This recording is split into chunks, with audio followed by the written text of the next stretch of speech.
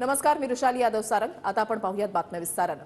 ठाकरे गटाला आणखीन एक धक्का बसणार आहे। एक नेता भाजपच्या वाटेवर असल्याची चर्चा आहे। ठाकरे गटाच्या मोठ्या नेत्याचा आज भाजपमध्ये पक्षप्रवेश होऊ शकतो। ठाकरे गटातील मोठा नेता भाजपच्या वाटेवर आहे। राजकीय वर्तुळात अशी चर्चा सुरू झाली आहे। देवेंद्र फडणवीस चंद्रशेखर बावनकुळेंच्या उपस्थितीमध्ये हा जाहीर पक्षप्रवेश सोहळा होणार आहे।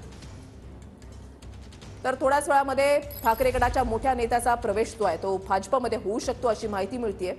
भाजपच्या प्रदेश कार्यालयामध्ये हा पक्षप्रवेश सोहळा जो आहे तो पार पडणार आहे अशी माहिती मिळतेय।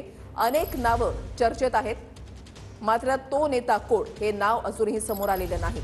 ठाकरे गटातील एक मोठा नेता भाजपच्या वाटेवर असल्याची चर्चा जी आहे ती सुरू झालेली आहे। देवेंद्र फडणवीस आणि चंद्रशेखर बावनकुळे यांच्या उपस्थितीमध्ये हा पक्षप्रवेश सोहळा पार पडणार आहे।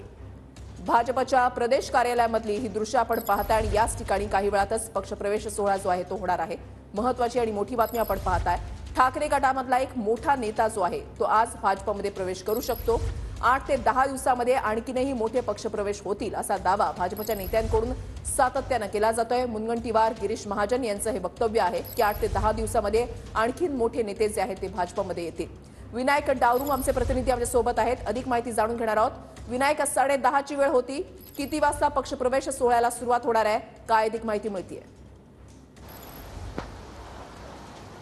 रुशाली, ज्या पद्धतीने अर्चना चाकूरकर यांचा पक्षप्रवेश जो आहे तो थोड्याच वेळात भाजपमध्ये होणार आहे। एक मराठवाड्यातला काँग्रेसला जो आहे तो धक्का म्हणावा लागेल, कारण आपण जर पाहिलं तर शिवराज पाटील चाकूरकर यांच्या त्या सूनबाई आहेत आणि त्यांचा पक्षप्रवेश जो आहे तो आज या ठिकाणी होताना आपल्याला पाहायला मिळतोय। मराठवाड्यातले प्रमुख काही नेते जे आहेत ते प्रदेश कार्यालयात आता हळूहळू उपस्थित होत आहेत। थोड्याच वेळात उपमुख्यमंत्री देवेंद्र फडणवीस या ठिकाणी येतील आणि हा पक्षप्रवेश जो आहे तो होणार आहे। दुसरी बाब अशी आहे की ज्या पद्धतीने मराठवाड्यातील एक बडा नेता कोणाचा पक्षप्रवेश होईल असे जे काही बोललं जात होतं त्याबाबत अजूनही स्पष्टता आली नाहीये, परंतु थोड्याच वेळात चाकूरकर यांचा पक्षप्रवेश जो आहे तो होणार आहे आणि कुठेतरी मराठवाड्यात ताकद जी आहे ती भाजप वाढवताना पाहायला मिळतं आणि काँग्रेसला धक्के जे आहेत ते वारंवार दिले जातात। याआधी आपण जर पाहिलं अशोक चव्हाण सुद्धा काँग्रेस सोडून भाजपमध्ये आले आणि त्यानंतर आता ह्यात अर्चना चाकूरकर ज्या आहेत त्या स्वतः भाजपमध्ये प्रवेश करतात। त्यांना कमिटमेंट काही लोकसभेबाबत काय दिली जाते का हे बघावं लागणार आहे, परंतु हा एक मोठा पक्षप्रवेश जो आहे तो थोड्याच वेळात या ठिकाणी सुरू होईल।